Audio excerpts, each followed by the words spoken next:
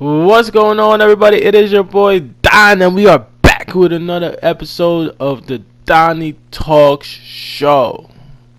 Man, I love the NBA. I love free agency.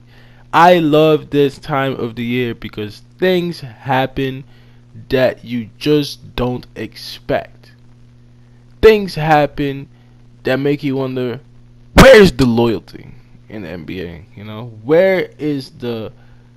Where is the commitment from teams to stick with players who have been there, through thick and thin, season after season? And there is none. You know why? It's about winning. And unfortunately for the Toronto Raptors, they weren't doing that, really. They weren't winning when it mattered. And I think that this is a great move by the Toronto Raptors organization, for a couple of reasons. Well, first of all, let me start off by saying thank you guys so much for the continuous support. The subscribers are actually going up randomly nowadays. I know I haven't posted in a while, but I try to post when there's real relevant news. I don't want to just post constantly talking about minimal things, because if you talk about minimal things, the channel becomes so predictable. People hitting me up, yo, Don, what do you think about this? Don, what do you think about that? Not everything is major news, so I don't feel like I want to constantly talk about it, because I know when a story like this comes out, it's actually worth talking about. So in case you haven't noticed or heard, sleeping under a rock or I don't know what, the Toronto Raptors traded away Demar DeRozan. They traded Demar DeRozan. So the trade went as follows: going San Antonio's way, they're getting Demar DeRozan and Jacob Poeltl and a protected 2019 first round pick. And coming Toronto's way, Kawhi Leonard and Danny Green. Isn't that crazy? By the way, Danny Green, nobody's talking about him. No surprise that he gets traded, because Danny Green is one of these players in the NBA. If you watch him play, sometimes you don't even believe that he's a three-point shooter, because I can't remember how many times I've seen him miss just watching him live. I know a couple years ago he was that guy when San Antonio won those chips. Danny Green he has digressed so badly. It's hard to watch him play basketball these days. He can't hit a three for his life, but that's another topic. We're gonna talk about the big boys, and that's Kawhi Leonard. And why I think that the Toronto Raptors made a great move. Now, if you look at what the Toronto Raptors have been over the last couple of years, great regular season team, 59 wins last year, franchise record. Dwayne Casey's great coach, got fired, still won Coach of the Year. I don't know how. DeMar DeRozan and Kyle Lowry are not the answer. I don't care about loyalty. I don't care about loyalty, because they're not the answer. If you want to build a team that's consistently in the playoffs, you can keep DeMar DeRozan and Kyle Lowry and everybody else. But if you're really trying to win a championship, this team was never gonna go anywhere. Where was it gonna go? They should have beaten LeBron. They had the better team.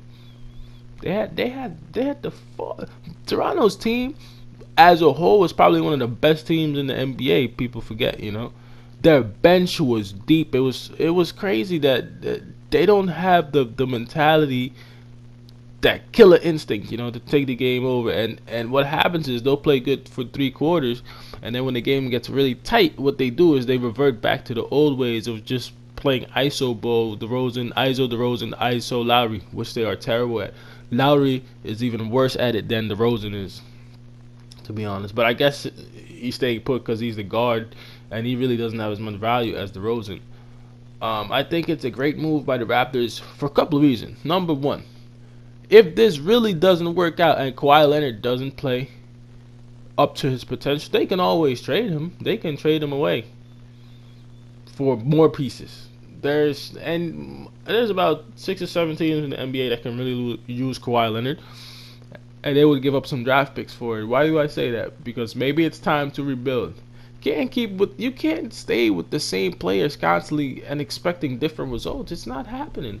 They can trade him away if they really wanted to in February. 1. 2. Maybe Kawhi warms up to the idea of staying in Toronto. You don't know. People are acting like they know what Kawhi Leonard wants. Nobody knows what Kawhi Leonard wants. He barely speaks. How would you know what Kawhi wants? Nobody knows. Nobody really knows him like that. He doesn't have. I don't even think he has social media. Barely talks to the media. And San Antonio couldn't even find Kawhi Leonard in the summertime. They were looking for him. They could barely. I don't know if you read the report. They couldn't even find Kawhi. You know, you don't know what he wants. He can change his mind. He can change his mind and say, you know what? LeBron is already in LA. I don't want that big market. I'm going to stay in Toronto, where even though we're not the biggest market in the NBA, we're certainly a big market, and it's the only team there, so that will be his team. You know, who knows? Who knows? Another reason why I think it's a good move. Maybe the time was just up for that team. Like I said previously, if your goal is to get bounced out these conference finals and semifinals all the time, then you should have stuck with him. But if you're trying to win a championship, you might need to consider, say, hey, yes, he's our best player, but he's not the player that we need to win. And I don't think he has it. I actually think if Kyle Lowry was a better player, I would have definitely. I think they would have traded him way before DeRozan, obviously. But he is not good enough, and he doesn't hold as much value for DeRozan. So they had to take this big move. You know, everybody's saying this is stupid. This is stupid. What's stupid is staying with the same team, thinking you're gonna win more. You really think you're gonna? I don't know. Like these Raptor fans just thinking that they're gonna beat Boston. You're not gonna beat Boston. Boston is even better than Cleveland. How? Boston, especially now. I think if you would have given them a year or two, LeBron was gonna start to decline anyway. They're the new dominant team in the East. You know what I mean? So I don't see this as a bad move at all. From San Antonio's perspective, quickly, they don't give a damn about Kawhi Leonard. They wanted to get rid of him so bad. They wanted to send him so far away that they could only play him once a year. That's all they want. And not for nothing, they got the first round pick and they get DeRozan. What do I see DeRozan really winning in San Antonio? It depends. Popovich is a hard coach to play for. He's a very hard coach to play for, so you don't know. He's the same mold as Kawhi, but he's not as good as him. He's maybe like a tier or two below him, depending on the team. Plus, you got to remember he's in the West now. Top 5 in the West is stacked.